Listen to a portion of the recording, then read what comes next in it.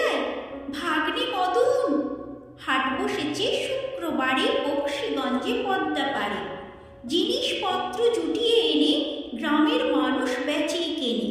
উচ্ছে বেগুন পটল মূলো বেতের বোনা ধামাকুলো, সর্ষে ছোলা ময়দা আটা শীতের র্যাপার নকশা কাটা। ঝাঁঝরি করা বেড়ি হাতা শহর থেকে সস্তা ছাতা। কলসি ভরা এখো গুড়ে মাছি যত বেড়ায় উড়ে। খড়ের আটি রঙ্কু বেয়ে আনলো ঘাটে চাষির মেয়ে। অন্ধকারাই পথের পরে গান শুনিয়ে ভিক্ষে করে।